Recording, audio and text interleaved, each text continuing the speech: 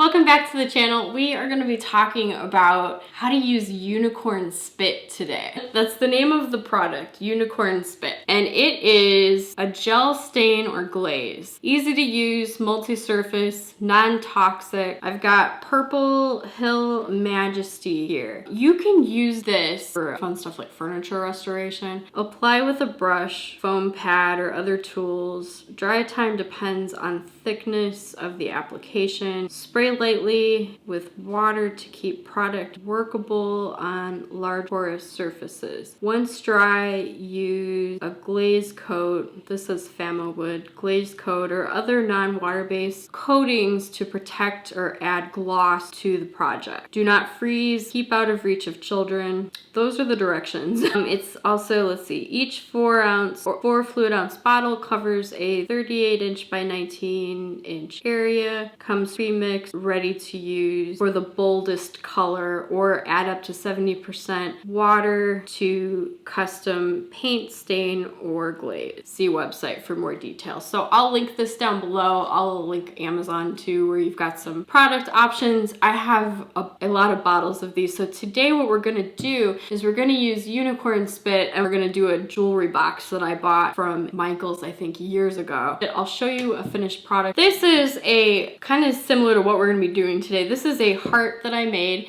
It's just a wood cutout heart that I got at Michael's. And I did two sides. So this came out kind of chalky looking, which is cool. I used different shades of purple. The other side had more of a stripy kind of look to it. Now, if you get water on this, it will start to dissolve. So you want to, this is not sealed, but you don't want to get this wet. You want to put some kind of a sealant on it if you want to use it somewhere, like if you want to stick it outside, or if you spilled water on it on accident, you had it in your kitchen, then the unicorn spit, which is what's on here, this stain over this wood, would come off easily. So seal it with something so that you don't lose your design underneath. And also, if you get something like this, paint the sides too. It just looks prettier. So I'm gonna go grab the jewelry box that we're gonna do today. Okay, so here's the jewelry box. It comes with like the hinge and the screws. Take those out if you're gonna make something like this. That way you can paint over the spots and then they're covered and you don't have any weird missing colors. So that's what we're making today. But yeah, you can buy these like cheap. You could buy letters. That's the first thing I did, was I bought I took a class on this and I got a letter with the first letter of my name, which is Sarah, so I got an S, and then I painted it with the unicorn spit. I used a hair dryer because we were at the class to dry it a little bit faster. It loses some of its vibrancy after it dries, so keep that in mind. It's kind of like watercolor that way, like you put the stuff down, the paint or watercolor paint, and then when it dries it loses its brilliancy. But you can bring it back, give it a more glossy look if you do seal it. So it gets a nice shine on it, like an epoxy resin or something like that. You could use this, like I said, for bigger purposes, for furniture restoration. And let me go get mixed up the colors that I'm gonna use, and I'll be right back. So I thought I'd give you just a quick preview of some of the colors that I was thinking about using. You can limit the color palette, or you can make it as fun as you want. I have more colors than this, but I thought this might be kind of an interesting palette maybe to work with. We've got white, this is called Purple Punk Pink Magenta, Zip Teal Turquoise, some kind of yellow, Amarillo yellow, Purple Hill Majesty like we talked about. This is Navajo Teal, and then this is Blue Thunder, Blue Angel. So these are some of the different things that you're gonna need. You're gonna need something to paint on, a paintbrush, a glass, like a cup of water or two so that you can rinse out your brush and go in between the different colors. I'd recommend some kind of like a paper plate or like an egg crate, something where you can separate the colors and dip your brush in. And you could also use a paper plate as like a palette if you want to mix different colors together on your palette with your brush. All right, we are back. So we've got some brushes. We've got water. We've got a bunch of different brushes. These are just cheap brushes from the Artist Loft. It's a brand it's Michael's called the Artist Loft. It's like their cheapo brand. Got lots of different sizes of brushes that we can use. So like with any basic painting idea, which is kind of what this is the bigger the brush, the more surface area you're going to be able to cover. So if we dipped this in blue and then we painted it, it would cover a lot of surface area really fast. If you want smaller, more detailed, or maybe loading on some more paint, you could use something like this as 1/2. So maybe covering a smaller surface area, and then would be like a medium size brush, and then you can go all the way down to really fine tiny little brushes for adding in little dots or details. And then I've got this styrofoam plate for mixing colors. Let's just see how this comes out. I'll start the inside. Start purple on the inside and give it a little bit of a glaze. Yeah, that looks nice. So just painting the inside. See that? And yeah, it really just goes on like a nice stain. It doesn't keep that brilliant color though that it goes on with. Yeah, I haven't worked with this in a while, so that's a good way to extend your color too. Kind of like working with acrylic paint is you can dip it in water and then kind of trace over it to kind of extend the colors. Well, that also will probably reduce some of brilliancy. Let's mix. So let's do a little bit of turquoise, a little bit of white.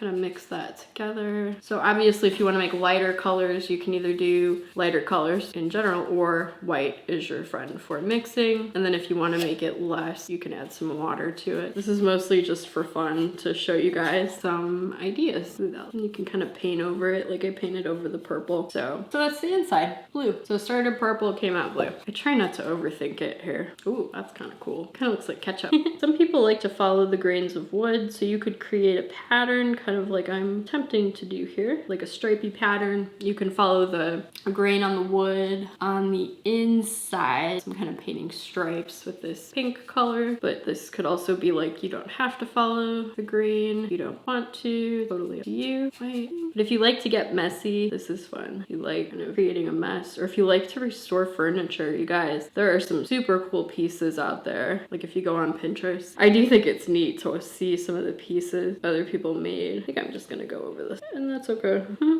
So my stripe idea doesn't really seem to be working out here with the purple. So I am just painting different hues of blue. And you can, most of the time, you can just paint over stuff and then it'll just be that color. You don't have to do anything to it. May make it a little bit darker on top. It's funny too, because I have no idea what I'm gonna do with this thing after I'm done painting it. I think that's probably partly why I haven't painted it. I really struggle with like, there we go. What do I do with my stuff once I've painted it or, you know, produced it? Like if it doesn't get framed and go on the wall, I have no idea sometimes what to do with the pieces that I have. And I'm thinking about doing a video on that. Like, what do you do with art pieces that you make once you're done making them, but like maybe you just wanted to do it to have fun, you didn't really want it for you. Here we go. There's the inside, blue and more blue. So I think I'd like to move more into maybe some purple for the outside. So, or pinks. So let's dilute the brush. Let's actually use a different brush. Here are the two holes where the screws and the hinge go. So I'm just painting over those so that they're covered. So I should have stuck probably with pink around the edge here. So that's the lip. I feel like I need a lighter color.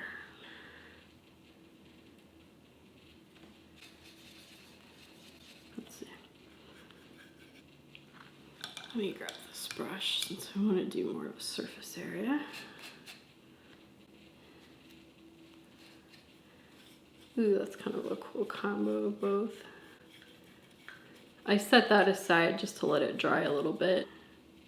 That looks like crap. Yeah, that's at least a little bit more fun. That's what we've got so far. It's looking a little wonky, but that's okay. So I dried this with my hair dryer. So if you can like put it on there, make an imprint, it's dry. This stuff dries fast. I added, woo, it's a bright blue.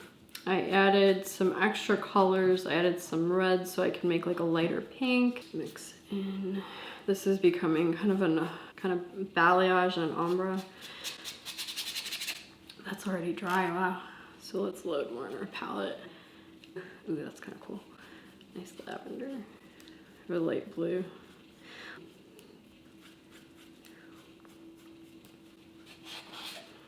That's kind of cool too. You could kind of mix it on the palette. Like I just added white over this to give it kind of that ombre effect.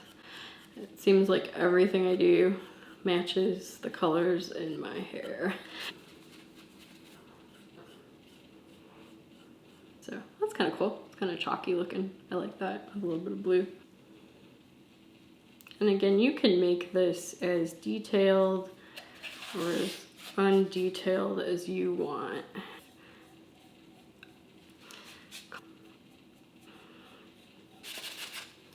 Let's break up that blue.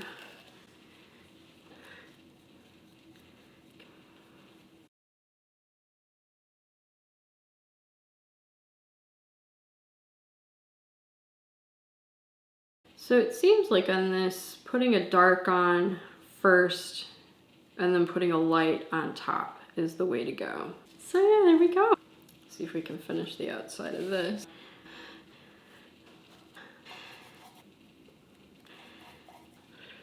So let's see, I am done.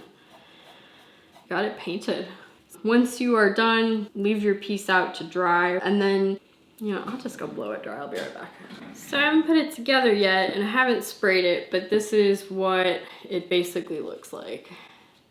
Something else you can do is I would seal it, and then with the sealer, which I'm gonna do in the garage, you could put glitter on it. You could put like those little fake beads. Like you could do like a fun beading pattern on here, or like little stones, like fake gemstones that they sell for really cheap at the art store, just to give it some shine and some depth to raise it up. And then to clean up, you just can dump this down your sink. It's not toxic. You can throw this away, dump out the water, clean out your brushes. That way you're good for next time. So that's where I'm leaving it. Hope you enjoyed it, and I will see you in the next one. Bye.